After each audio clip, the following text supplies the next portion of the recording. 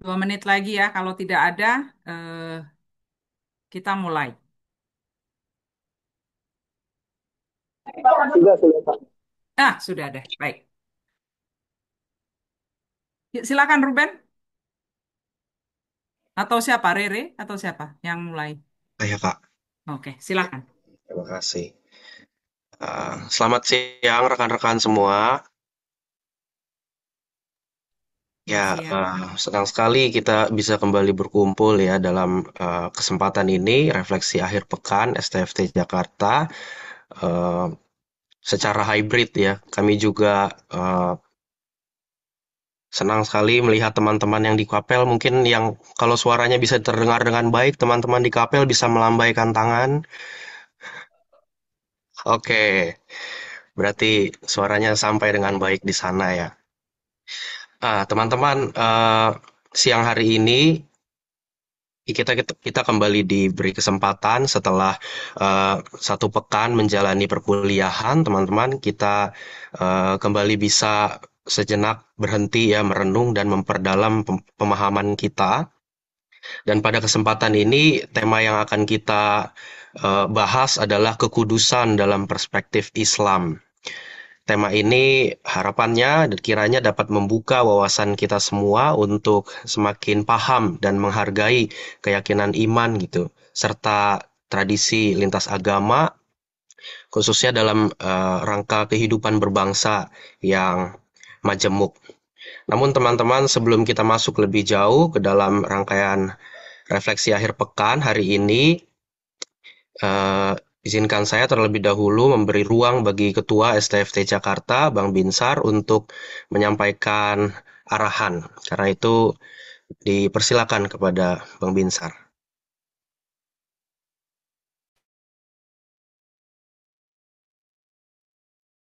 Assalamualaikum warahmatullahi wabarakatuh, Gus Aan. Waalaikumsalam. Eh, Halo Bang, sehat-sehat ya. Sehat, Gus. Teman-teman semuanya, Shalom, selamat siang semuanya. Dan siang ini eh, kita mulai dengan refleksi karena keberagaman itu adalah sebuah keniscayaan. Tuhan yang Maha Kuasa memberikan karunia-Nya kepada kita sehingga kita diciptakannya beragam, bukan seragam. Dan dalam karunia Tuhan yang Maha Kuasa itu juga kita mengundang perusahaan untuk bicara dan menyampaikan apa yang menjadi eh, perspektif beliau khususnya mengenai Islam. Dan di tengah-tengah itu juga kita sadar bahwa bangsa Indonesia saat ini sedang tidak baik-baik saja sebenarnya. Dan ini sebenarnya bukan arahan ya, sorry ya Ruben, bukan arahan, cuma sejenis pengantar saja. Bangsa Indonesia sedang tidak baik-baik saja, juga kita punya krisis kepemimpinan, kita punya krisis moral, di mana terlalu banyak orang-orang yang sepertinya melukai hati rakyat. Dan tadi khususnya ya dini hari sebenarnya itu terjadi, atau tadi malam saya lupa, seorang driver ojol tertabrak polisi, Mas Afan Kurniawan. Dan kemudian seolah-olah sebagai bagian dari puncak kemudian ada terjadi berbagai aksi. Dan pagi ini saya baru lihat beliau diantar ke almarhum diantar ke TPU Karet oleh begitu banyak rekan-rekan ojol. Itu sebabnya kita memulangkan teman-teman, kampus berinisiatif untuk memulangkan teman-teman, dan juga saya menerima info beberapa teman BEM akan ikut aksi hari ini bersama teman-teman BEM se-Indonesia.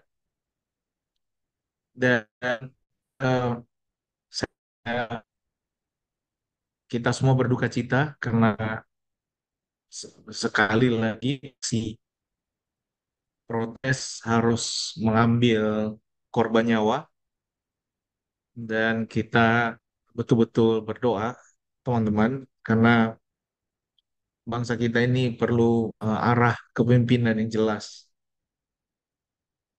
Eh, dan dalam menuju Indonesia sejahtera, kita harus punya cara untuk Amin. kita khususnya yang berbeda agama. Dalam hal ini, Gus Aan akan memperlihatkan bagaimana kita bisa memahami perspektif yang berbeda yang biasa kita dengarkan.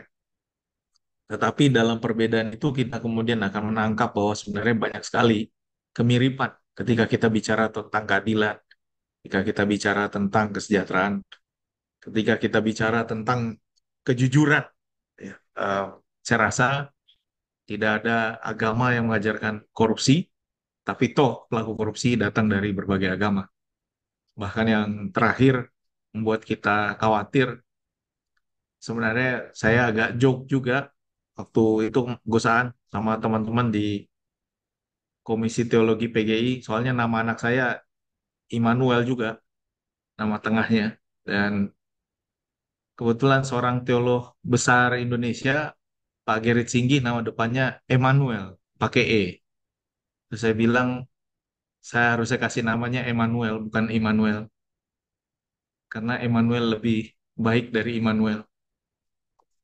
Eh, tapi ya itulah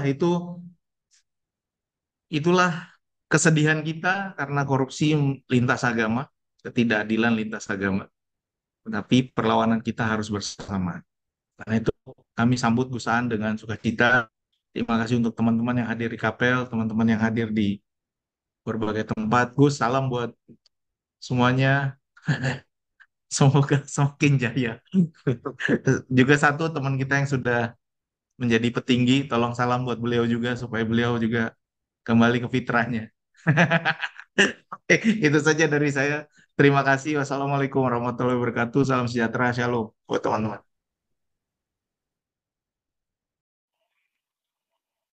Terima kasih Bang Binsar atas pengantarnya. Karena itu, teman-teman, kita akan segera memulai refleksi akhir pekan dan saya menyerahkan kepada rekan Joy Buyung untuk memandu diskusi. Silakan. Selamat pagi, selamat pagi menjelang siang buat rekan-rekan semua. Eh, di momen yang spesial ini, kita kedatangan seorang tamu yang mungkin sebagian dari kita sudah mengenalnya, Gus Aan Ansori, atau lengkapnya Muhammad Ansori.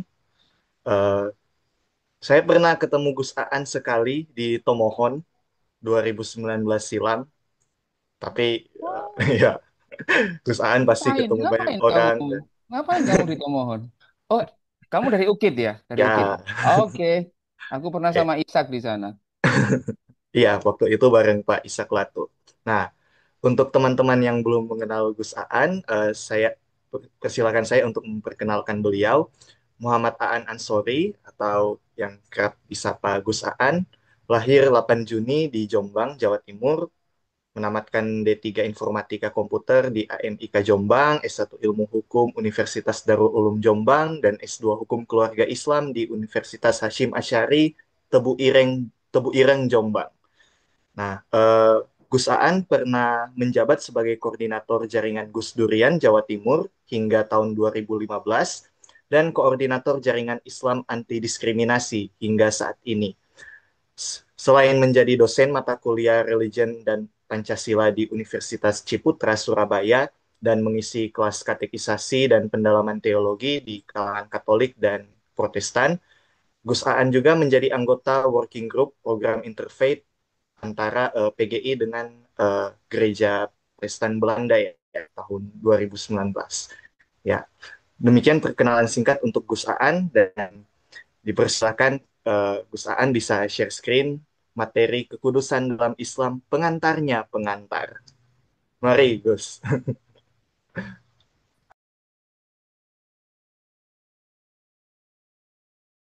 Iya, terima kasih Buyung. Suaraku kedengaran ya Buyung ya?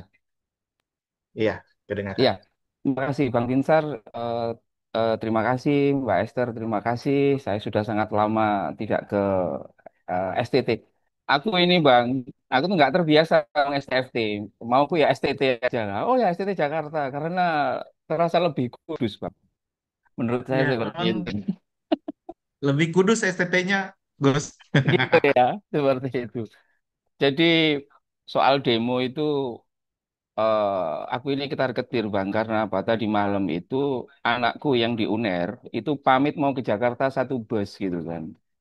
Aku bilang ya ampun ini apalagi anakku ini perempuan pula kan semester 7. Jadi menurut saya apa namanya sebagai orang tua ya senang ada anaknya demo. Tapi juga anak perempuan Bang jadi ya ketar-ketir lah ayahnya ini.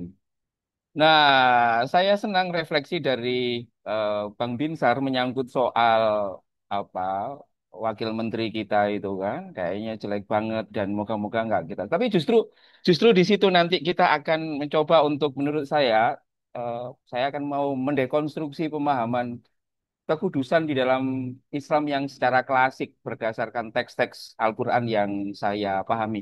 Ini pengantarnya pengantar ya. Jadi pengantarnya jadi sangat sangat apa ya? Sangat dangkal dan bisa jadi nanti apa dipertimbangkan untuk dilakukan pendalaman dan lain sebagainya. Teman-teman para sarjana, para teolog dan calon pendeta, kalian pasti sudah tahu bahwa Islam itu sangat Jewish sekali, sangat Yahudi banget. Ya, sangat Yahudi. Kami ini, ya, jadi basisku ini adalah basis Al-Quran ya. Kami ini meletakkan konsep kekudusan itu hanya milik Tuhan, hanya milik Allah. Pasti di kekristenan juga ya, tapi nanti akan ada beberapa diferensiasinya itu.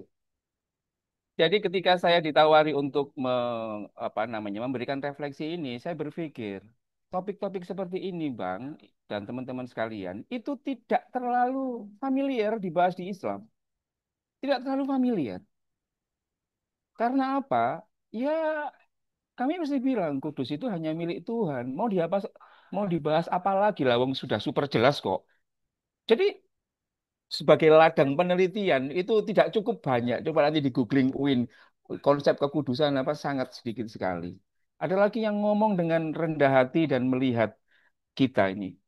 Kita ini pendosa, mau membahas kekudusan itu, apa kita udah pantas, udah yakin. Jadi kita meletakkan kekudusan itu hanya milik Tuhan dan sangat tinggi sekali. Nah, kawan-kawanku sekalian, dalam Al-Quran ketika saya cek ya, itu ada sekitar 10 kata yang akar katanya itu, kalau di bahasa Arab itu kof, dal, dan sin. Kudus, ds, dan derivasinya. Kalau kita mau lacak ya, sebenarnya sebelum nyampe menjadi serapan di KBBI, awalnya menurut saya kata kudus itu juga dari Semitik kuno, sama dengan di Arab QDS itu tadi. Lalu kemudian diabsorb oleh apa bahasa Ibrani Kados, Kadisa, Aram, lalu kemudian Kudus Arab, Kudus Indonesia yang artinya adalah kira-kira suci, murni dan keterpisahan yang dari hal yang profan. Jadi ketika tadi Bang Binsar ngomong, oh nama anakku sama, oh tapi kok ya ada perasaan tidak mau dekat-dekat dengan Abang Wamen itu sebenarnya ia menganggap korupsi itu profan dan ia memilih untuk aku aku ingin kudus yang berjarak dengan yang profan itu sendiri. Jadi menurut saya itu. Nah, karena kudus itu sepenuhnya hanya milik Gusti, hanya milik Gusti, maka beberapa sarjana-sarjana Islam itu berlomba-lomba untuk menafsirkan dan mendefinisikan apa sebenarnya arti kudus ini. Tonnya sama, ya, tonnya sama. Tapi kalau mau dibuat misalkan secara secara garis berat, garis besar itu adalah al-munazzah an kulli an kulli naqsin wa aibin, yakni yang maha suci dari segala kekurangan dan cacat. Jadi apa yang kita anggap cacat itu nggak boleh.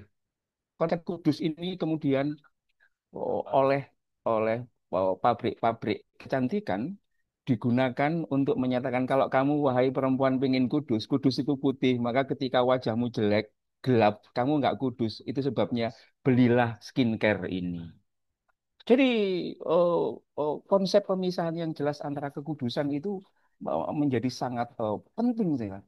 Kata kuncinya adalah orang yang kudus itu tidak mungkin ada cacat di situ dan tidak mungkin ada imperfection. sama. Jadi dunia itu binerik, hitam dan putih, gelap dan terang. Yang terang itu miliknya Gusti, yang gelap milikku, bukan miliknya teman-teman STT, milikku dan lain sebagainya. Seperti itu. Jadi sangat jelas bahwa kekudusan itu hanya milik Tuhan itu sendiri. Apa implikasinya teman-teman? Ya, kalian belajar Kristologi.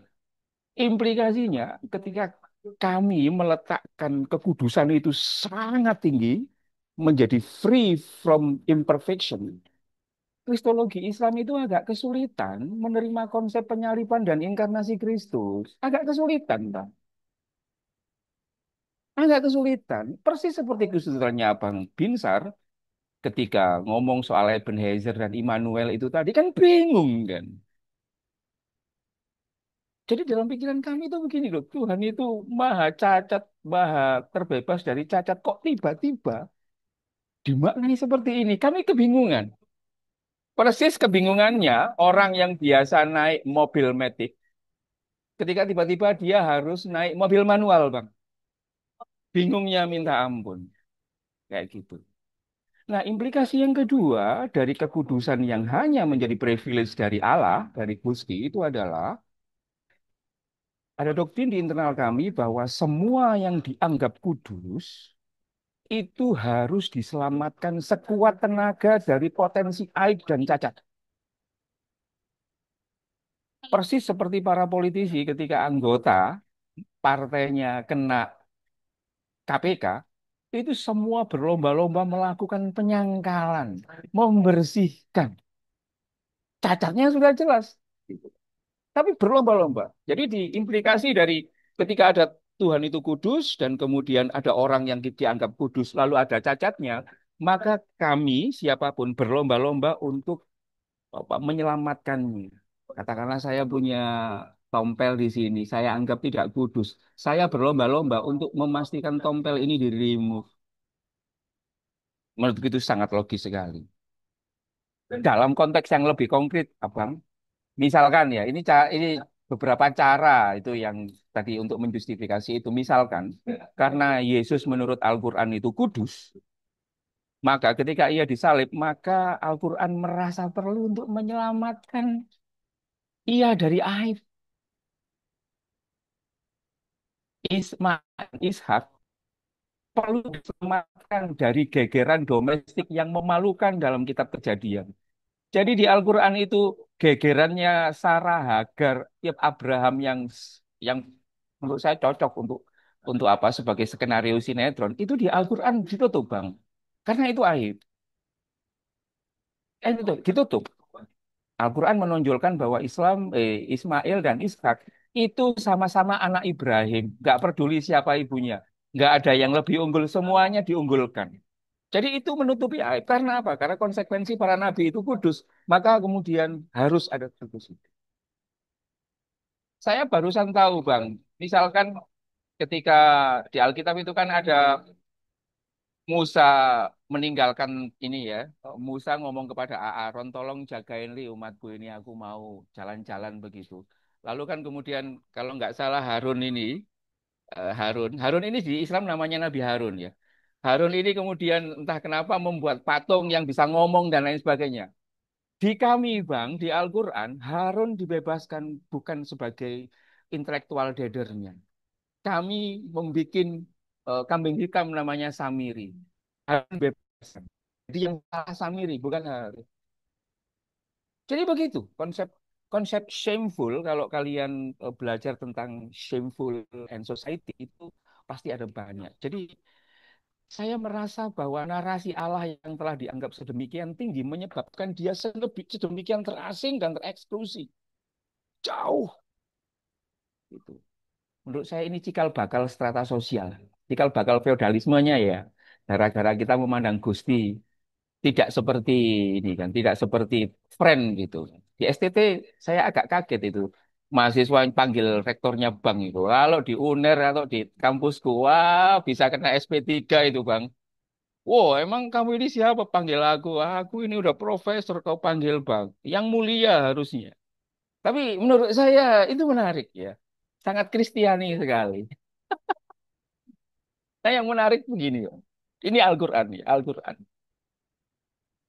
Jadi Tuhan yang terasing, teralienasi, kemudian dalam bahasaku itu nampaknya melakukan pemberontakan pada dirinya. Jadi ketika Tuhan diasingkan oleh narasi menurut Karen Armstrong, itu Tuhan melakukan pemberontakan di dalam Al-Quran. Ia ingin menyatu dengan alamnya.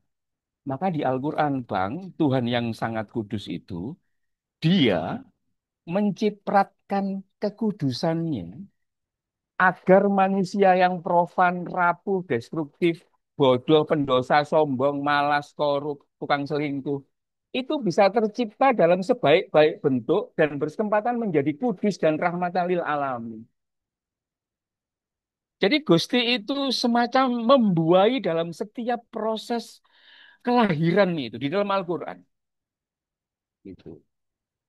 DNA kekudusan Tuhan itu ada dalam setiap penciptaan manusia. Dan tidak hanya itu, DNA Tuhan itu menurut Al-Quran ada dalam semua yang ada di jagat raya ini. Ini salah satu teksnya. Saya baca aja Arabnya biar kelihatan Islamnya. Fitratullahillati allati fatrona 'alaiha. Jadi tetaplah atas fitrahku, fitrah Allah yang telah menciptakan manusia menurut fitrah itu. Jadi ketika manusia itu lahir, maka sebenarnya Gusti ini Allah itu nunut ya, nunut nunut ini, nunut DNA padahal. Mungkin karena kasihan nanti kalau nggak ada DNA-ku, nanti semua orang pada korup, wong pendosa semuanya, biar jadi baik lah. Jadi menurut saya Tuhan itu yang awalnya diletakkan sangat monumental di atas, kemudian ia melakukan pemberontakan dan kekudusannya itu dititip-titipkan meskipun nggak banyak, lalu dicipratkan kepada banyak kelahiran itu sendiri. Itu jadi kekudusan di dalam Al-Quran, 2 atau 3 ayat itu ngomong soal sifat-sifat manusia, sifat-sifat ketuhanan yang sangat sentral. Nah yang menarik Bang, aku menemukan dan teman-teman sekalian, ada 2 ayat Al-Quran yang juga memuat kata kudus. Konteksnya ini sangat perjanjian lama banget. Saya sampaikan saja, ini yang pertama yang kiri itu adalah ketika Musa ngomong seperti ini. Wahai kaumku, masuklah ke tanah suci yang telah ditetapkan Allah untukmu. Dan janganlah kamu berbalik ke belakang karena takut nanti kamu menjadi orang-orang yang merugi. Mungkin konteks dalam perjanjian lamanya ini ketika Bani Israel keluar dari Mesir ke penjajahan, lalu mereka jalan kaki menuju tanah yang dijanjikan. Jadi tanah yang dijanjikan oleh Bani Israel itu, tanah yang dijanjikan itu terverifikasi, Bang, sebagai tanah yang dalam bahasa di sini adalah Al-Ardul Muqaddas. Bumi yang disucikan. Bang dan teman-teman jangan ngomong-ngomong ya. Mekah dan Madinah nggak ada status muqaddasnya, Bang, di dalam Al-Quran, Bang. Kadang-kadang aku itu mikir, ini Al-Quran ini perjanjian lama, kok nggak belo orang Islam sama sekali itu kan. Harusnya kan Mekah, Madinah itu muqaddas gitu. Kayak ini. Ngapain ngurusin Musa dan lain sebagainya itu. Orang Bani Israel, descendannya Ishak. Maksudku, segitunya loh Quran itu. Segitunya Quran. Jadi kalau teman-teman belajar teologi, kristologi ke Edis TV dan yang lain sebagainya, jangan salah nanti kamu. Kamu. Tanah perjanjian itu ada kata kudus yang kedua, Bang. Itu ini benar di Al-Quran. Benar secara apakah terverifikasi secara Alkitab. Jadi ketika Nabi Musa itu pengen ketemu sama Gusti, itu Gusti itu bilang begini, Musa, sesungguhnya aku ini Tuhanmu, maka tanggalkanlah kedua sepatumu. Kamu berada di lembah yang suci, namanya tua, lembah tua, tua. Kayaknya narasi ini ada di Alkitab ketika Nabi Musa. Tapi memang ada copot sandal gitu, Bang. Oh, ada. Ya ini, Bang, teman-teman sekalian, kenapa orang Islam itu kalau mau masuk masjid itu harus copot sandalnya. Itu ya Yahudi. Jadi kami ini sebenarnya itu friendly kok bagi yang ngerti Al-Quran. Bagi yang nggak ngerti Al-Qurannya bawaannya ya takbir dan lain sebagainya. Jadi pertama konsep kekudusan tadi milik Allah, ya ada 3 ayat, ada 2 ayat itu kata kudus itu merujuk pada betapa superiornya Bani Israel itu. Dan itu terkonfirmasi perjuangan Musa di sini. Ini jelas loh. Nggak ada kata kudus memverifikasi, memvalidasi Islam, nggak ada. Kalau ibarat orang kaya, ya sudah, yang penting anak STT ini makan tak kasih. Meskipun aku nggak makan, nggak apa-apa, nggak apa-apa, ini udah tak kasihkan anak STT semuanya. Tapi ini nggak pernah diajarkan ya Bang, nggak pernah diajarkan. Menurut saya ini makanya saya minta direkam supaya nanti supaya bisa menjadi pembelajaran khusus. Nah, ini kategori terakhir kata kudus di dalam Al-Quran. Ini jauh lebih menukik ini, Bang. Kata Ruhul Kudus, Roh Kudus itu muncul satu kali dalam rangka membela Al-Quran dari tudingan kitab suci yang karangan manusia. Jadi pada waktu itu ada orang di Makkah nggak percaya kepada Nabi Muhammad dan menganggap Al-Quran itu karangan manusia saja, man-made gitu aja. Lalu kemudian turunlah ayat Al-Quran yang berbunyi, Kul nazzalahu ruhul kudus min rabbika bil haqqi liyuthabbital ladzi ila akhirih. Lalu turunlah ada kata Roh Kudus di situ. Katakanlah Muhammad, Roh Kudus kemenak menafsirkannya sebagai Jibril, menurunkannya dari Tuhanmu, menurunkan Quran itu dari Tuhanmu dengan kebenaran dan lain sebagainya. Jadi ada satu ayat di dalam Al-Quran yang ada kata kudus itu muncul membela Al-Quran. Nah ini yang membuat, yang kedua ini yang membuat saya iri Bang. Ini kan. Karena Al-Quran terlalu membela Yesus menurut saya. Ketimbang Rohul Kudus, kawan-kawanku sekalian, moga-moga ini pernah disampaikan di pelajaran Islamologi kalian ya. Rohul Kudus dalam Al-Quran itu muncul 3 kali, paling banyak, untuk meneguhkan keunikan dari diri Isa dan Yesus, atau Yesus. Kata Roh Kudus, bukan tafsir ya. Ini literally, Holy Spirit,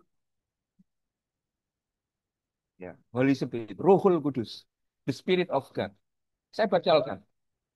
Tilkar rusulul faddalna ba'dahum ala ba'd wa ataina Isa bin Maryam al-bayyinati wa ayyadnahu biruhil qudus. Kata Gusti Allah dalam Al-Qur'an, rasul-rasul itu, kami kan percaya 25 rasul, Bang, mulai Adam sampai Muhammad. Lalu Tuhan bilang, rasul-rasul itu kami lebihkan sebagian atas sebagian yang lain. Beda ya, profesor dengan asisten lektor beda. Makanya itu. Dan kami berikan Isa putra Maryam bukti-bukti yang nyata dan kami kuatkan dia dengan Roh Kudus itu sendiri. Bagi saya ini menarik betapa Quran itu sangat melakukan pembelaan terhadap kekristenan itu sendiri.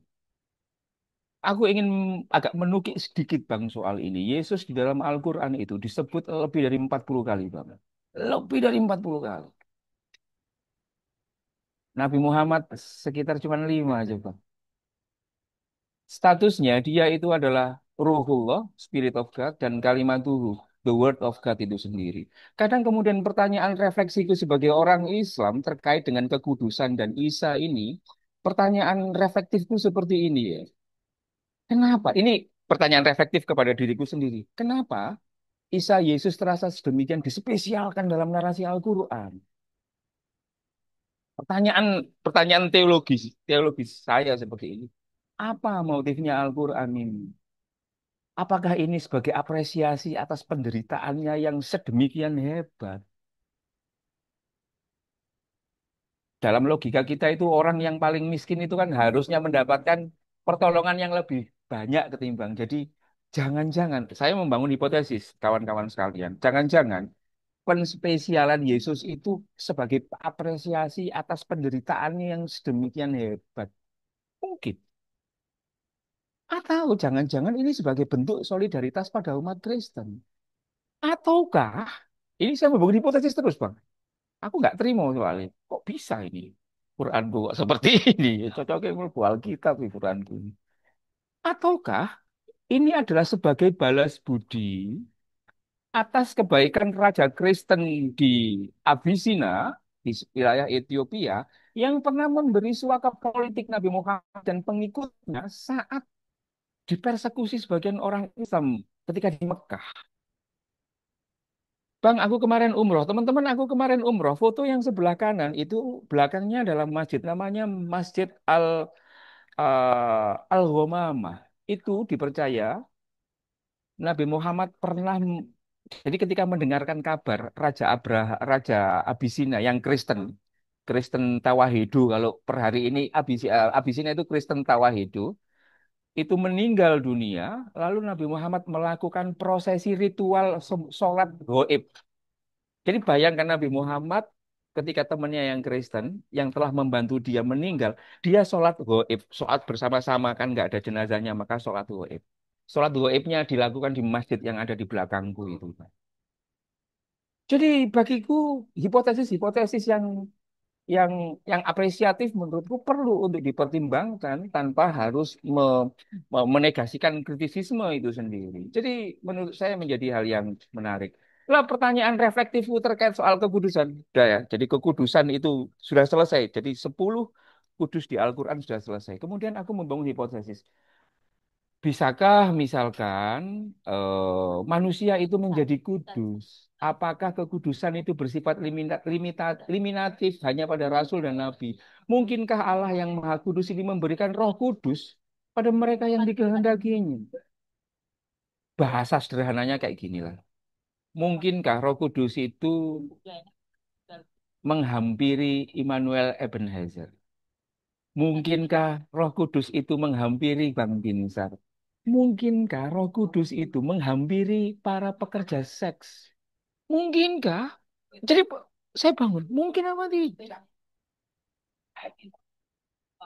Nah, di sini kemudian aku mencoba mencari soal bagaimana sarjana-sarjana Islam, kawan-kawan sekalian, mulai berani untuk mendekonstruksi konsep Roh Kudus. Jadi Roh Kudus dalam narasi Islam klasik itu bentuknya ya Gabriel, Angel Gabriel. Malaikat Jibril itu ya itulah Roh Kudus. Tapi kemudian oleh para pemikir-pemikir modern, para sufi, para mistisisme di kalangan Islam, Roh Kudus kemudian didekonstruksi menjadi semakin egaliter. Misalkan salah satu sarjana Muslim yang sangat terkenal, Ibnu Taimiyah, kesukaannya orang-orang ya Petamburan lah, kira-kira seperti itu. Ibnu Taimiyah itu pernah bilang bahwa Allah itu bisa memberikan ta'yid biruhil kudus, dukungan dengan Roh Kudus kepada hambanya, bukan hanya kepada Nabi. Dia mengambil contoh kasusnya Hasan bin Sabit. Ada ulama yang jauh lebih tua, salah satu filosof yang sangat dihormati di kalangan orang Islam, terutama karena progresivitasannya. Namanya Ibnu Arabi. Dia bilang seperti ini, Bang. Ar-Ruhul Kudus huwa nafsun ilahiyun yutohirul kuluba wa yukawiyal arwah. Roh Kudus adalah nafas ilahi yang menyucikan hati dan menguatkan arwah. Kayak gitu. Jadi siapapun, misalkan saya galau tiba-tiba ketemu Zoom ini, hati saya menjadi tenang, spiritualitas saya menjadi tidak lompat-lompat. Nah, Zoom ini kudus, Bang. Zoom ini ada Roh Kudus. Jadi menurut saya sangat mungkin di dalam Al-Quran menurut tafsirannya Anan Sori, Roh Kudus itu diberikan kepada orang-orang yang biasa, bahkan kepada orang-orang yang katakanlah menurut cara pandang kami, cara pandang kita itu menjadi nggak mungkin Roh Kudus nempel di orang pengecut seperti ini dan lain sebagainya. Orang-orang yang kelihatan hina di hadapan manusia itu nggak mungkin menurut cara pandang sebagian orang, nggak mungkin Roh Kudus itu nempel di situ. Ada para teman-teman pasti kenal MH Ainun Najib. Akrab bisa Pak Cak Nun. Cak Nun itu pernah bilang kayak gini ya. Cak Nun kan orangnya agak agak ngawur cara mikirnya ini. Dia pernah berpikir seperti ini. Terkadang Tuhan itu meletakkan para kekasihnya pada derajat yang dianggap hina di mata publik. Gitu. Jadi kita tidak boleh, Bang. Kami itu terhadap orang-orang yang menurut kacamata biasa kita itu hina, itu kami tidak boleh menghina karena apa? Jangan-jangan dia ini kekasih Gusti. Jangan-jangan kekasih Gusti. Jangan-jangan ini orang-orang koruptor ini kekasih Gusti. Tetapi karena cara pandang kita terkait kekudusan itu masih limitatif, maka kemudian kita nggak bisa melihat kayak gitu. Nanti saya akan terangkan, tapi dari penjelasan saya terkait dengan Al-Quran, Al-Quran saya membatasinya kekudusan di dalam Al-Quran. Kalau Islam nanti banyak, tapi saya fokus ke Al-Quran. Saya ingin mengkomparasi bagaimana narasi kekudusan dalam Perjanjian Lama, Perjanjian Baru, dan Al-Quran. Moga ini sangat dangkal, lagi-lagi sangat dangkal. Saya bukan sarjana Perjanjian Lama. Kalau Perjanjian Lama nanti biar ke Pak Gerit saja. Perjanjian Baru bisa. Tapi menurut saya begini, ketika PL itu menekankan kekudusan ini sebagai status eksternal, bermegah-megahan, wah aku pakai jubah, apa mungkin, dan membatasi kekudusan melalui struktur keimanan dan menekankan kekudusan sebagai identitas nasional. Kekudusan itu ya orang Israel, di luar Israel ya nggak kudus. Oke. Lalu pelan-pelan kemudian dikritik oleh Perjanjian Baru yang menekankan kekudusan sebagai proses internal dan spiritual serta membuka akses kekudusan melalui Kristus dan Roh Kudus. Kata orang Perjanjian Baru, oh nggak gitu, nggak kayak Perjanjian Lama. Yang namanya kudus itu ya proses internal, spiritual, ya hanya melalui Kristus. Dan di Perjanjian Baru menekankan kekudusan sebagai relasi spiritual yang bersifat pribadi dan inklusif. Lalu posisi Islam di mana? Posisi Al-Quran di mana? Ini menurut saya, ya, menurut saya. Semoga saya nggak terlalu salah. Menurutku, Al-Quran ini terasa berdialog dengan dua sumber di atas. Dari Perjanjian Lama, Al-Quran Islam itu mengadopsi konsep Allah sebagai sumber kekudusan yang sangat tinggi. Kita juga percaya ada tanah, ada waktu suci, ada hukum halal haram. Itu kami ngambil dari Perjanjian Lama. Lalu ketika Al-Quran membaca Perjanjian Baru, kami juga kok bagus ini. Lalu kekudusan kemudian eh, Perjanjian Baru, kemudian kami mengambil bahwa kekudusan bukan hanya soal ritual. Di Islam, kalau kamu cuma sembahyang saja, naik haji saja, itu nggak nggak dianggap sebagai Islam yang sejati, belum dianggap sebagai Islam yang sejati, sampai kalian berstatus rahmatan lil alamin. Jadi Islam yang sejati itu Islam yang rahmatan lil alamin. Dia itu menjadi terang, menjadi garam bagi yang lain. Itu kan perjanjian baru banget, kawan-kawan. Menurutku loh ya. Mengupayakan keadilan, berbuat baik, ketakwaan, akhlak, serta cara pandang alternatif terkait dengan kekudusan. Jadi, menurut saya, Al-Quran ini terasa mendamaikan, terasa terasa ya. Aku nggak apologetik ya kawan-kawan. Aku tidak sedang membagus-baguskan Al-Quranku. Aku ingin membaca ini dari lensa yang akomodatif. Karena yang membaca lensa dari menggunakan lensa yang konfrontatif itu sudah sangat, yang polemis itu sudah sangat banyak. Jadi penjelasanku tadi mengatakan, yang menarik adalah saya melihat Al-Quran itu eh, menawarkan cara pandang alternatif terkait dengan kekudusan yang nanti akan saya jelaskan. Karena di titik ini, refleksi hipotesisku itu adalah bagaimana dengan truth and salvation claim. Maksudku begini, Bang, di internalku. Kalau ada orang menjadi rahmatan lil alamin, tapi ia nggak syahadat, ia masuk surga atau tidak? Itu kan esensial. Sama seperti orang baik tapi di luar Israel. Ada orang baik, ya kayak Gus Dur, tapi ia tidak pernah dibaptis, tidak mengakui Gusti Yesus sebagai Gusti. Orang-orang kayak gini statusnya kayak apa?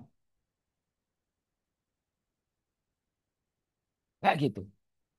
Jadi menurut saya nggak tahu kalian pusing atau tidak. Kalau pusing ya nggak apa-apa, tapi nggak lah. Kalian kan terbiasa filsafat dan teologi. Tapi aku ingin mengatakan teolognya kalian disimpan dulu ya. Aku meskipun sekolah kalian itu teolog, tapi teolognya disimpan dulu, filosofnya saja. Jadi setup mode kalian itu mode filosof ya. Jangan teolog. Kalau teolog nanti kamu, apalagi teolog Kristen, nanti kamu pembelaan dan lain sebagainya. Filosof aja yang lebih netral kayak gitu.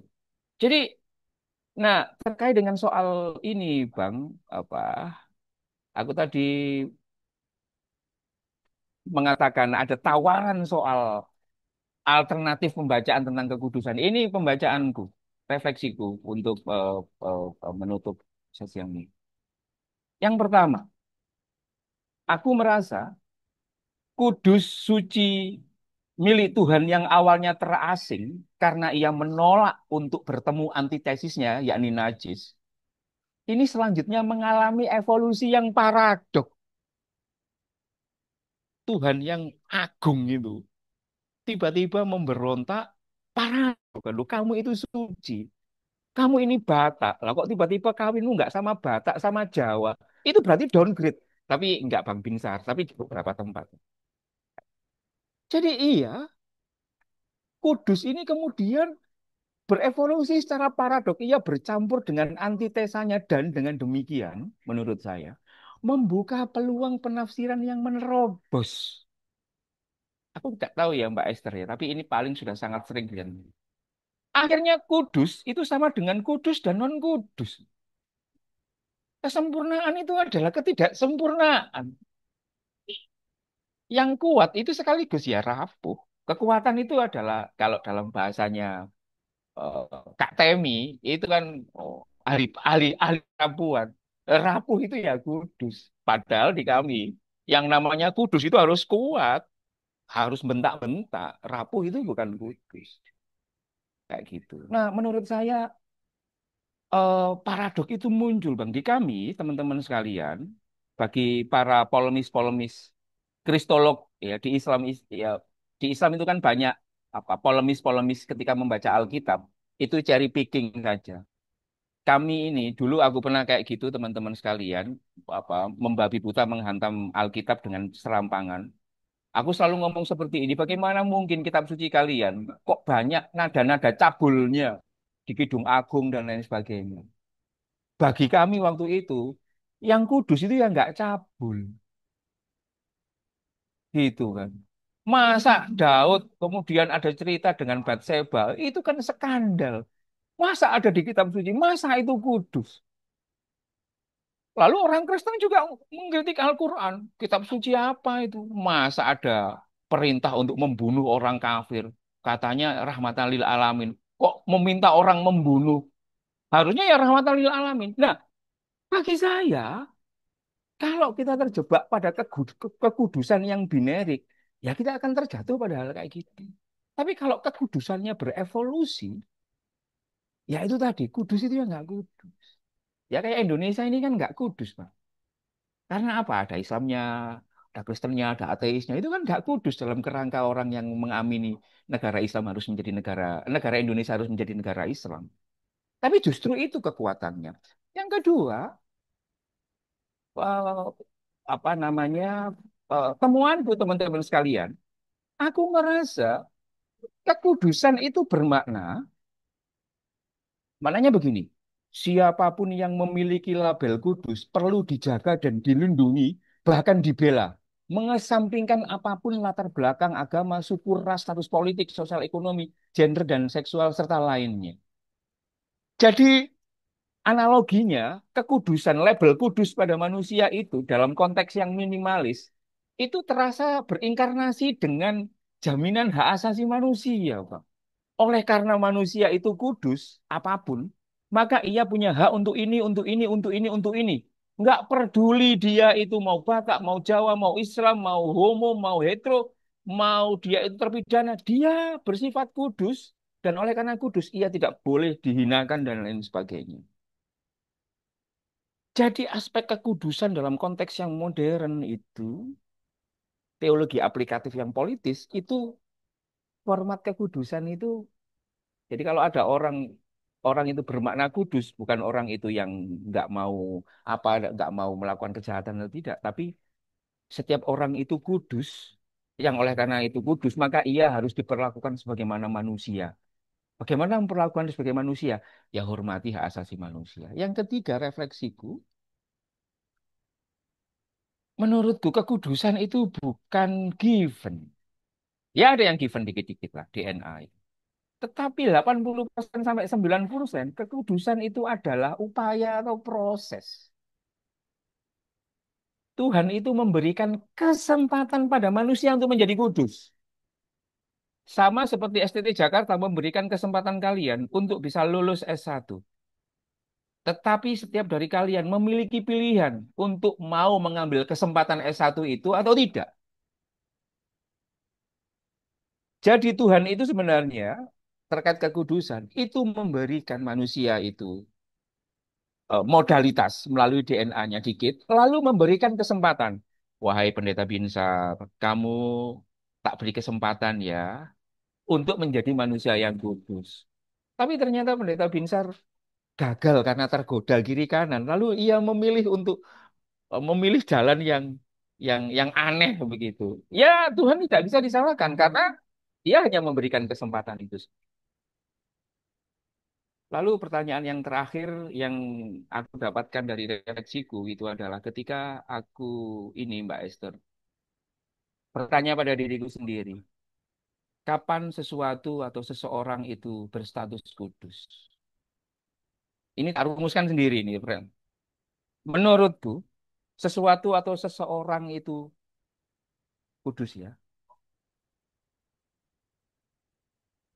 adalah ketika kapanpun ia mampu menggerakkanmu bertindak sesuai dengan yang diinginkan Tuhan. Menjadi terang, menjadi garam, ya itu berstatus kudus. Jadi kalau saya misalkan Islam, tiba-tiba melihat salib dengan keislaman saya, lalu saya meresapi penderitaannya, lalu kemudian membuat saya itu berbuat lebih baik, bagiku itu kudus. Tapi belum tentu bagi orang lain itu kudus. Nah, kekudusan itu bersifat personal, bersifat personal. Jadi HP ini berstatus kudus jika oleh pemiliknya dianggap mampu untuk menggerakkan dia berbuat baik. Itu statusnya kudus. Dan itu menjadi sangat menjadi sangat luas dan menjadi sangat terbuka. Saya kira itu. Mohon maaf kalau terlalu panjang, Bang Binsar, Mbak Esther, dan Bujung dan semuanya. Mohon maaf kalau eh, terlalu panjang dan mungkin offset. Matur suwun. Oke, terima kasih Gus Aan. Kita berikan applause dulu untuk Gus Aan. Nah, rekan-rekan, saat ini kami membuka sesi tanya jawab dan diskusi.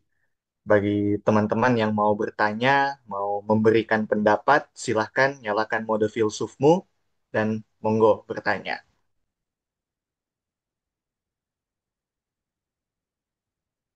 Mode apa saja boleh, mode mau gugat Islam juga. Kalian boleh tanya apa saja seputar Islam ya, tak merdekakan kalian. Dan aku tidak akan berapologetik ya, tak jawab sejujurnya.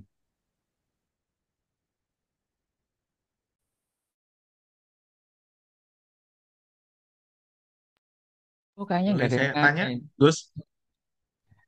Aduh, Saya dulu deh. Bang. Mari Bang, silakan.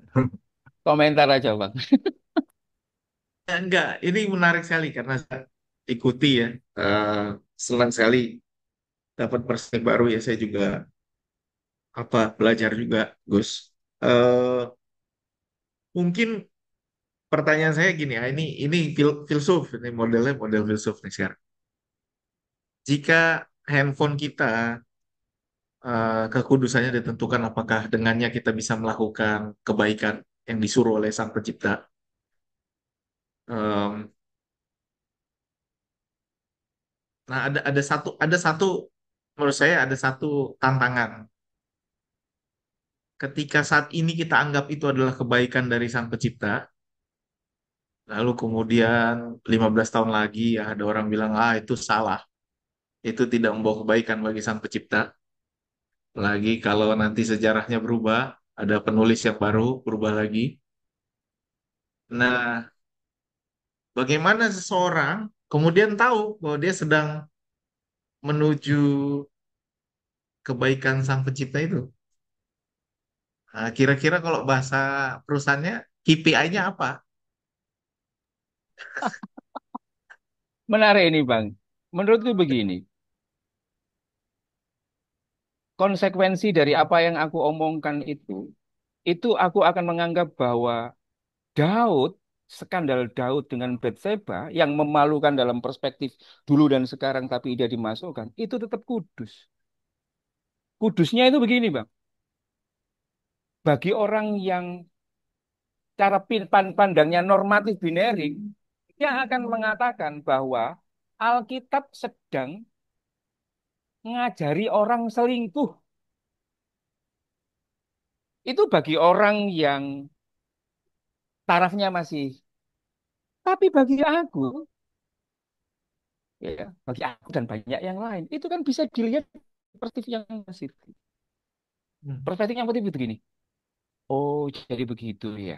Jadi kalau kita melakukan kejahatan, kita nanti akan menyesal dan ada banyak yang harus kita bayar. Udah deh, aku nggak mau selingkuh.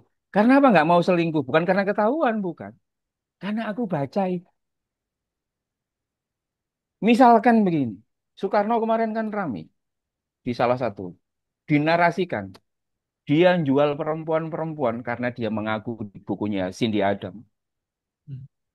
Ketika penjajahan Jepang, ketimbang Jepang ini melakukan kekerasan seksual pada banyak orang-orang perempuan, lalu dia punya pikiran, ya sudah deh, kita bikin ini aja, kita lokalisasi orang-orang kita datangkan untuk melindungi perempuan-perempuan itu.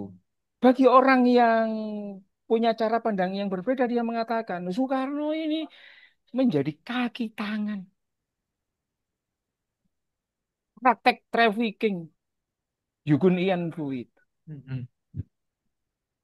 Nah, bagi saya tentu diskusinya menjadi apa kuncinya? Menurut saya kuncinya itu dinilai, Bang. Dinilai, nilai value, value. Hmm. Kasih itu tadi, meskipun kasih itu mesti harus di breakdown. Jadi misalkan kalau Rasul Paulus bilang iman, pengharapan, dan kasih itu ya, menurutku dikasih itu. Di kami, itu kayaknya adalah mana yang kamu anggap sebagai pada waktu itu bisa menyelamatkan nasib banyak orang. Kalau bisa semua seluruh manusia diselamatkan, itu ya, itu tujuannya. Tapi kalau tidak, ya selamatkan mungkin yang paling besar dan lain sebagainya. Yang sayangnya lensa itu menurutku bisa dilihat berubah-ubah dan aku senang dilihat berubah-ubah itu karena dari situ proses sintesanya itu menjadi oke, Bang. Kekudusannya itu di situ.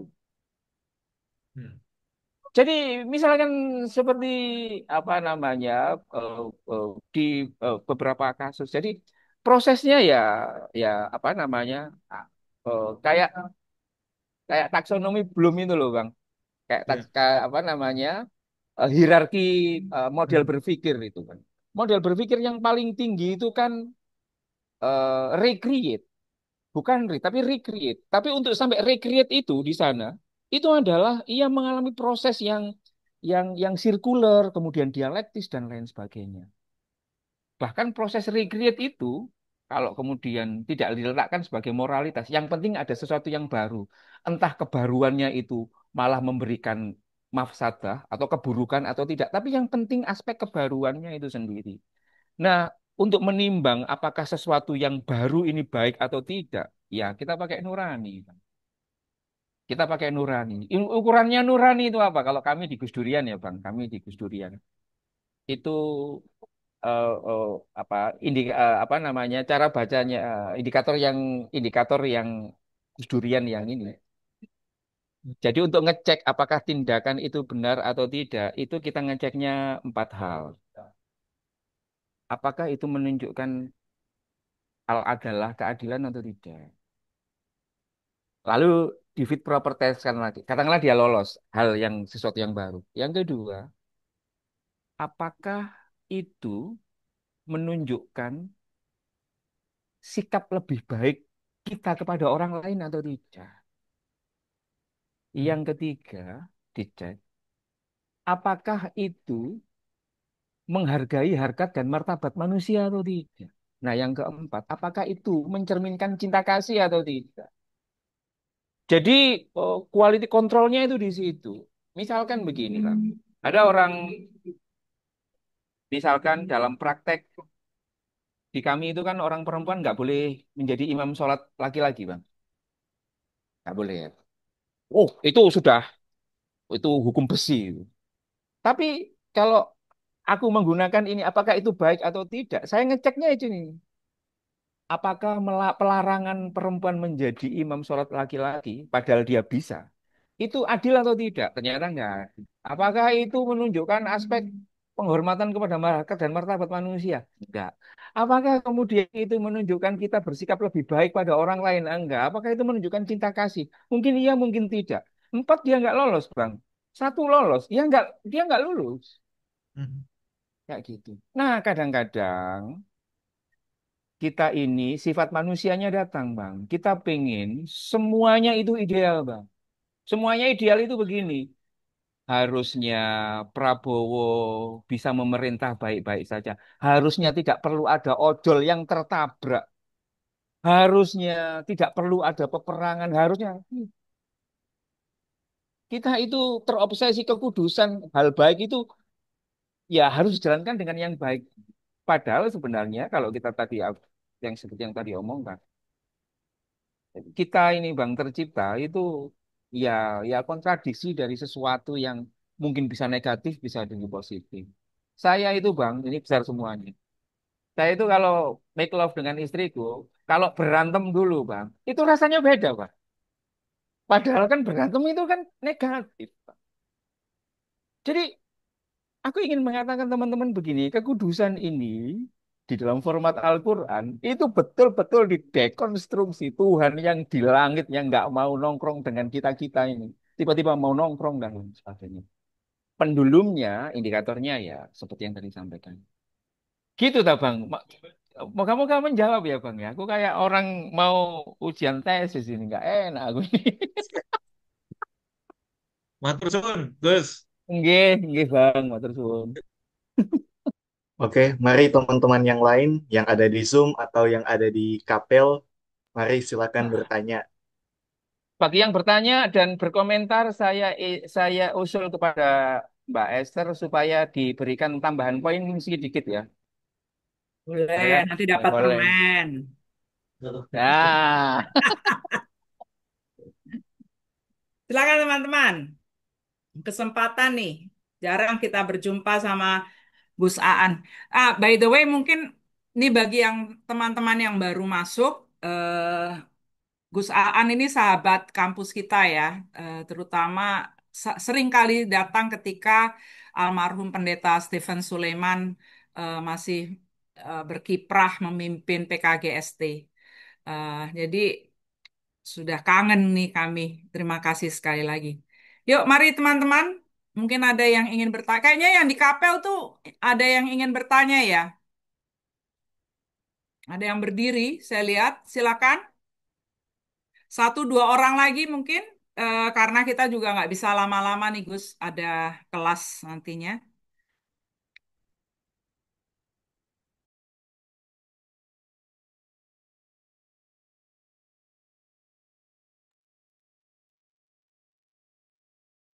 Mari teman-teman silakan. aku memang lama Mbak Esther nggak main ke Binser. Aku merasa jauh dengan rektor yang sekarang itu gitu kan. Tapi ketika udah ngobrol kayak gini, aku merasa dekat. Kawan-kawan kalau ke Jakarta aku tak mampir lah. Minimal untuk update status di Facebook gitu kan. Udah check in di STT Jakarta gitu. Asik. Silakan, monggo kalau mau datang. Terbuka. Tapi kasih tahu dulu ya supaya nanti juga bisa sharing-sharing lagi. Oh iya, iya, siap, siap. Mari teman-teman, silahkan. Kalau ada yang mau bertanya. Nah, eh, mungkin kalau teman-teman belum bertanya, saya coba pancing dulu kali ya satu pertanyaan. Eh, karena Yo, ini silakan ujung. aplikasinya akan sangat sangat luas, teman-teman. Nah, eh, saya mau nanya Gus nih, apa? Jadi apabila kekudusan dalam Quran ya barangkali, eh, Mm-mm. jika dia tidak dekonstruksi, maka artinya itu adalah sebuah keterpisahan, sebuah apa posisi yang berjarak dari kefanaan manusia Iya. dan bersih dari segala macam kecacatan. Apakah jika kekudusan ini tidak didekonstruksi, maka pandangan terhadap teman-teman disabilitas akan cenderung negatif, Gus? Oh iya, iya. Karena orang disabilitas, orang queer, itu akan dianggap imperfect, defect. Kalau defect ya nggak kudus lah. Gereja kan kudus, masa mau nerima waria. Itu sebabnya aku senang ke STT itu kan karena kekudusan di dalam kerangka gender dan seksualitas dan hal kayak gini itu dibongkar ulang. Harusnya kan kalau menggunakan kekudusan format perjanjian lama itu kan nggak ada diskusi kayak gini. Nggak, ini terus terang ya kayak gitu kan. Disabilitas itu. Kamu cek aja di ASN. Istriku kan ASN. Pemkab Jombang ini punya 12.000 ASN. 90 hampir 100% menurutku kalau nggak salah 100% itu nggak ada yang difabel. Ya karena memang sejak awal kan di ada kualifikasinya sehat jasmani dan rohani ini dan lain sebagainya. Belum lagi nanti misalkan di rumah sakit Islam harus bisa baca Al-Quran. Karena kalau nggak bisa baca Al-Quran, kamu dianggap cacat. Kalau cacat, lu nggak pantas kerja di sini. Kayak gitu. Jadi menurutku kalau nggak didekonstruksi sentrumnya, ya akhirnya ya seperti yang yang sekarang kita hinggapi ini, misalkan banyak praktek intoleransi ya. Tadi di Fabel jelas praktek intoleransi gereja ditutup dan lain sebagainya itu di beberapa tempat oleh sebagian orang Islam. Karena mereka dalam alam bawah sadarnya itu menganggap keberadaan gereja itu mengganggu kekudusan desa itu. Jung, kalau menurut risetnya Mitzner dan Burhanuddin Muhtadi tahun 2020, itu ada 53% orang Islam itu mengaku nggak nyaman dan tidak akan memperbolehkan, 53% ya, lebih dari 10. Yang tidak memperbolehkan ada rumah ibadah lain itu dibangun di ini, di lingkungannya. Mungkin mereka nggak ngerti soal kekudusan, tapi dalam perspektif ilmu kekudusan, aku ingin mengatakan bahwa desa Islam itu dianggap kudus. Yang bisa merusak kekudusan itu adalah, menurut cara pandang mereka, itu adalah agama lain. Apalagi sampai bikin gereja rumah ibadah. Aku dibesarkan di desa yang kudus sampai sekarang. Aku selalu ngomong, aku yang kudus dalam perspektif yang agak menyedihkan itu. Karena per hari ini, sampai hari ini, kami di desaku belum mengizinkan ada warga desanya yang KTP-nya selain Islam, Pak Boni. Jadi menurutku ini rumit. Di GKJW itu juga ditiru akhirnya. Ada satu GKJW di daerah Jember itu dosa Kristen. Apa Mbak Esther? Rejo Agung atau Rejo Sari gitu kan. Pendeta Rena itu yang itu itu sangat menjaga kekristenan itu sendiri. Mungkin ini didorong oleh kekhawatiran dan lain sebagainya. Jadi menurutku kalau model kekudusan itu tidak direkonstruksi, Bu Jun, maka iya kalau dalam perspektif elektronik gelombang itu bisa nyepleter. Nyepleter itu apa ya?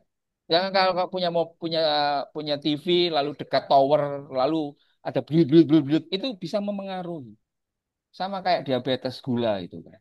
Karena gula kita tinggi, maka jantung kita kena dan lain sebagainya. Jantung kita kena, metabolisme kita kena, jadi kemana-mana. Jadi aku senang sekali dan jujur saja teman-teman sekalian, Mbak Esther, aku itu kalau kangen melihat Islam yang ideal, itu aku selalu ke teman-teman teologi. Karena teman-teman teologi, terutama di STFT Jakarta ya, karena topik bahasannya itu sangat beragam dan berani menerobos, termasuk mendekonstruksi soal kekudusan ini. Dan percayalah cara pandangku kayak gini, Ci. Eh, Mbak Esther dan juga teman-teman yang lain. Itu aku menyadari cara pandang yang dekonstruksi ini, menyadari karena aku terlalu sering nongkrong dengan ya teman-teman, meskipun aku bukan orang filsafat ya, aku orang hukum.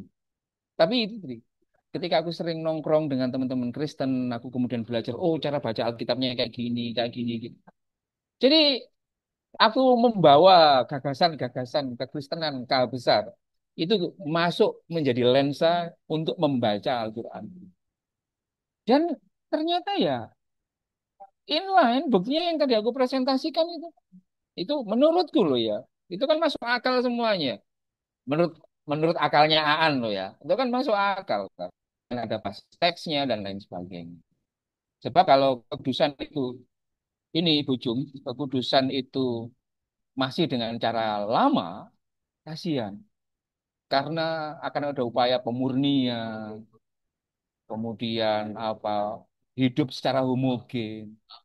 Padahal ya itu tadi, semakin kita heterogen, semakin kita kudus. Aku melihat gitu. Semakin heterogen, semakin kita kudus.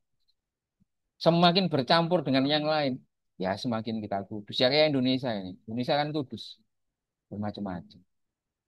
Itu sih, Jung, menurutku. Oke, terima kasih, Gus.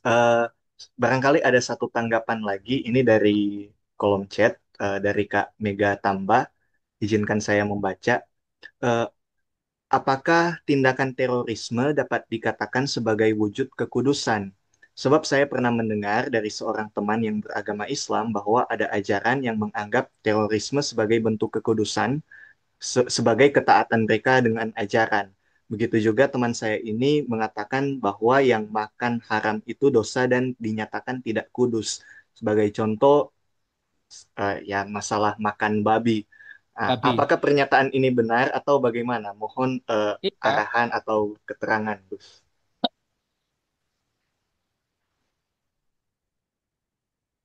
karena gini, kalau orang itu dididik dengan model kekudusan yang binerik,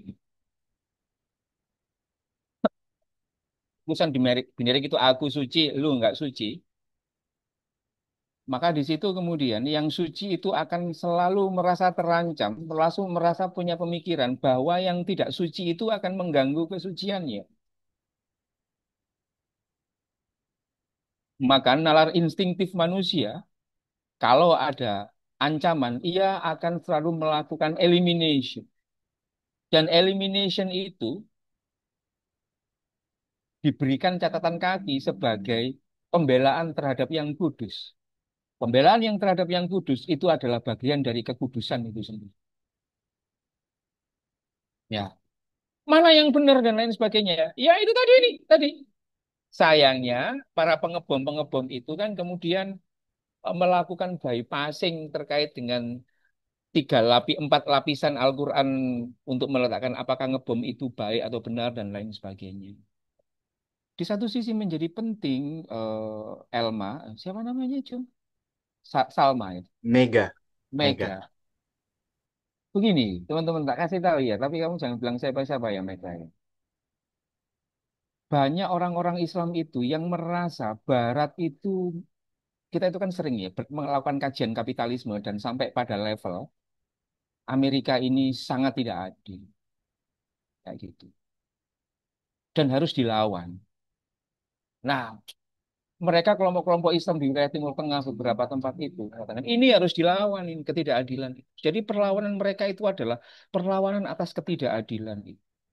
Ah, kok negara kami diinvasi kok, makanya kami melakukan perlawanan balik. Bagi orang-orang yang punya cukup keberanian, ya mereka akan melakukan mata dibalas dengan mata, kayak gitu. Nah, sayangnya ya itu tadi, aku ingin mengatakan bahwa kekudusan itu sangat ditentukan dari cara pandang kita. Dan aku bisa yakini, selama kita, selama aku mengajarkan kekudusan itu dalam cara pandang yang konservatif, maka pada titik itu pula anak-anakku, aku kan juga punya anak dua, maka dia akan ketika melihat orang Tionghoa akan menjadi aneh karena dia merasa Jawa lebih superior, Jawa lebih suci. Ketika melihat orang Kristen sebagai Islam, kemudian ia mengatakan kekristenan itu salah dan lain sebagainya. Jadi aku ingin menunjukkan kepada Mega bahwa pengeboman, tindakan diskriminasi, mencela agama yang lain, itu karena diam-diam kita ini terobsesi untuk menjadi kekudusan dalam versi yang konservatif. Konser, oh, apa, bukan konservatif ya, purbawi. apa namanya kekudusan yang purbawi itu sebabnya mau tidak mau ya kita harus merumuskan ulang tentang konsep kekudusan itu dan kita harus hati-hati ketika kita melakukan penyemaian itu. Jangan kemudian kita melakukan kebaikan dengan cara menuding orang lain itu salah, jelek, dan lain sebagainya. Tidak. Bagi saya, ya oh, mungkin kayak Talcott Parsons ya, fungsionalis gitu kan. Struktural, fungsionalis struktural. Aku melihat pengeboman itu kudus barangkali bagi sesuatu yang tidak terelakkan. Aku melihat pengeboman itu kudus. Seandainya itu makin meyakinkan diriku bahwa aku tidak boleh melakukan hal seperti itu. Maka maka peristiwa pengeboman itu bagiku itu kudus. Dalam arti personal ya, personal. Oh, aku tidak boleh ngebom karena itu membuat orang lain sengsara. Kadang-kadang kita ini iman kita itu kan perlu gini kan. Iman kita itu kan kayak pedang. Pedang itu hanya bisa kita anggap tajam kalau ia dibenturkan pada realitas. Kayak gitu. Nah, pengeboman sesuatu itu realitas dan itu menjadi bagian penting dari kekudusan. Itu sih Jung dan Mega. Muka bisa dipahami ya. Nanti kalau nggak bisa dipahami nanti tugasnya Mbak Esther dan Bang Binsar untuk apa membawanya di dalam kelas-kelas yang lain. Itu sih. Oke, terima kasih banyak Gus Aan. Jadi dari Thank you. awal percakapan kita sampai di akhir sesi tanya jawab ini kita sudah melihat bagaimana kekudusan yang tadinya dimaknai sebagai keterpisahan, keberjarakan dengan yang profan itu ditantang, didekonstruksi. Bukan pertama-tama oleh manusia, tetapi malah oleh Tuhan sendiri yang memberontak dari Ya, keterasingannya. Ia ya. menciptakan kekudusannya sehingga segala sesuatu semua manusia, seluruh ciptaan berbagian di dalam kekudusan Tuhan. Jadi, dalam hal ini kita bisa memaknai bahwa kekudusan bukan eliminasi terhadap segala sesuatu yang dianggap profan, tetapi pembelaan dan perlindungan terhadap segala sesuatu yang diciptakan Allah dengan harkat dan martabatnya. Bukan menegaskan keseragaman, tetapi merangkul keanekaragaman. Bukan menjadi si paling benar dan murni, tetapi menjadi perwujudan rahmat Allah bagi seluruh ciptaannya. Nah, kiranya perspektif lintas agama ini bisa menjadi penghayatan iman kita juga dan oleh karena itu di refleksi akhir pekan ini kami meminta Gus Aan Ansori untuk menuntun kami dalam doa.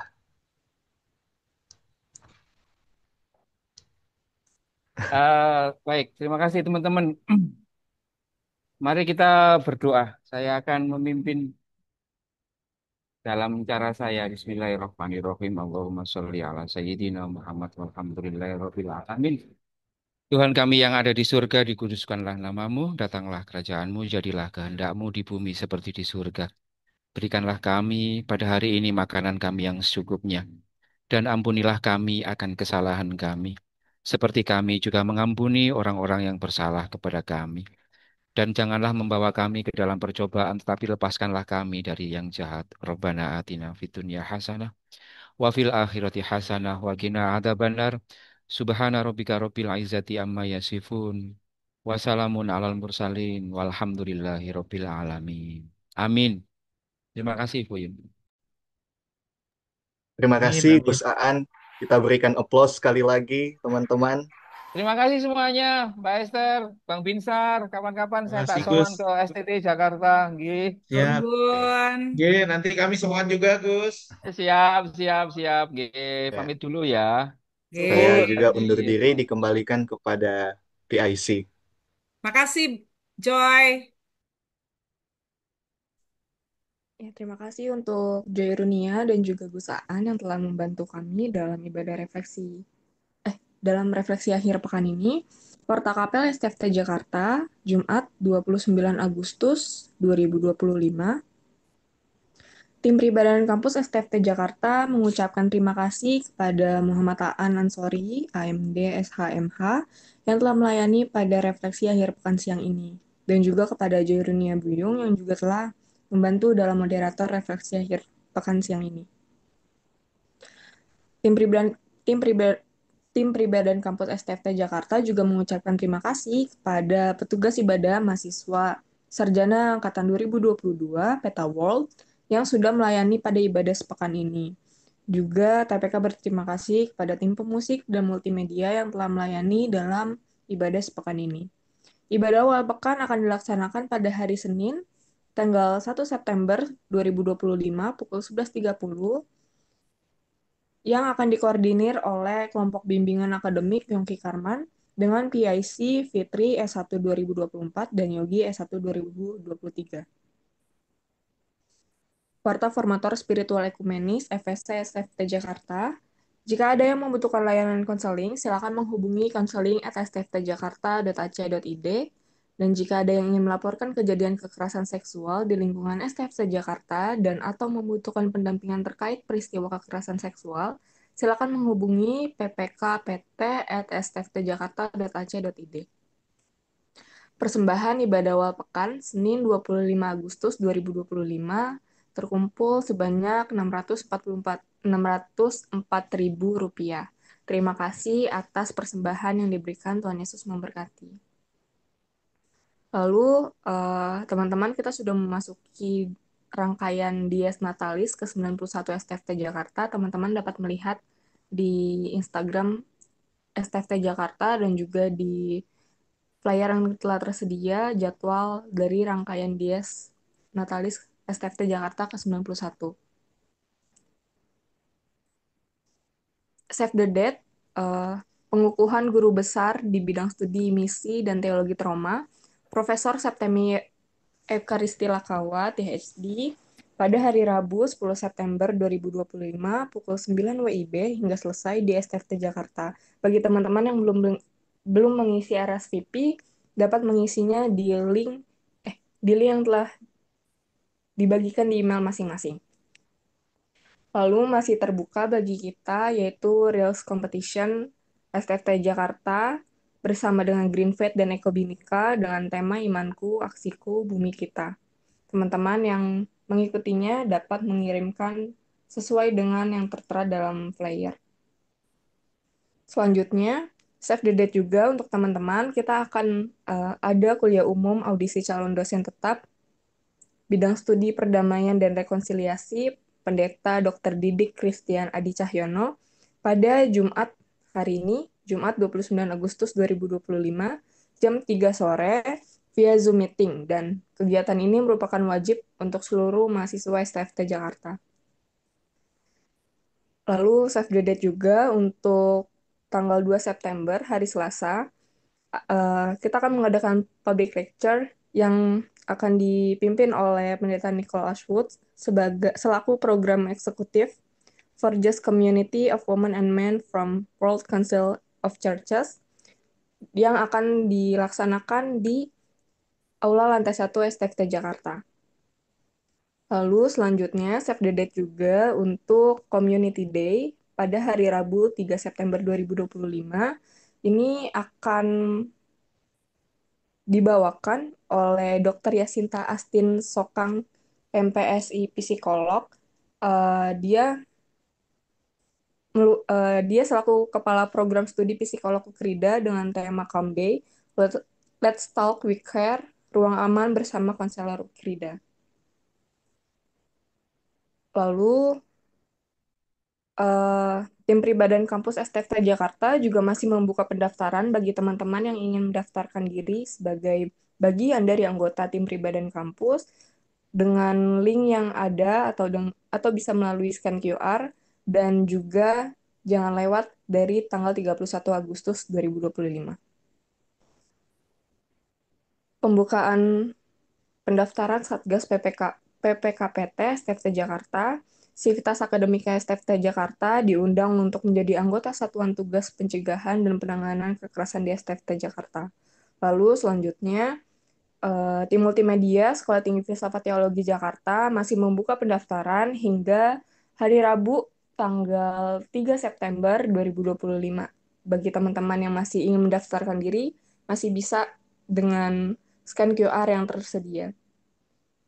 Apakah ada warta kapel yang lainnya?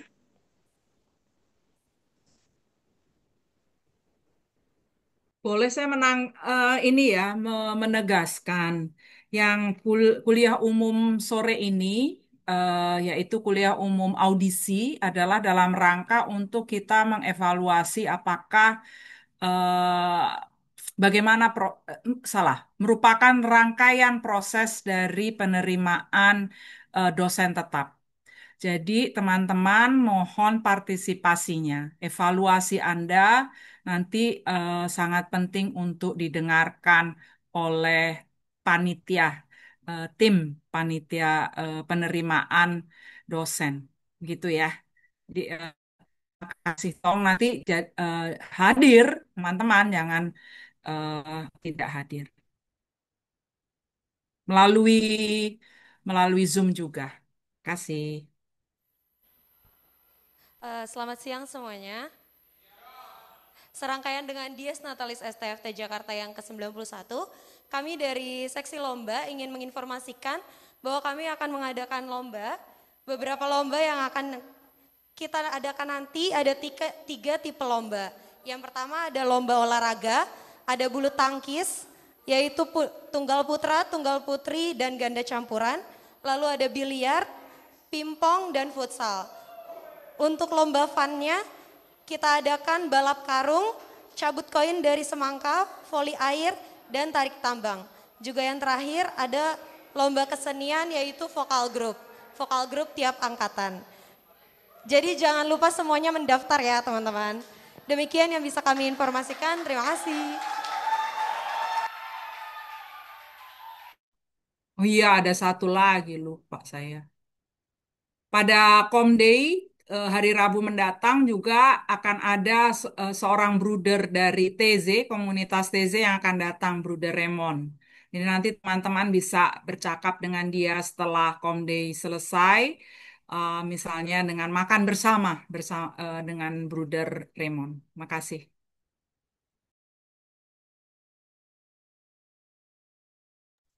Baik, terima kasih. Adakah yang ingin memberikan informasi tambahan lainnya? Jika tidak ada, boleh langsung ke presensi dan refleksi saja. Terima kasih, teman-teman. Terima kasih, Rere.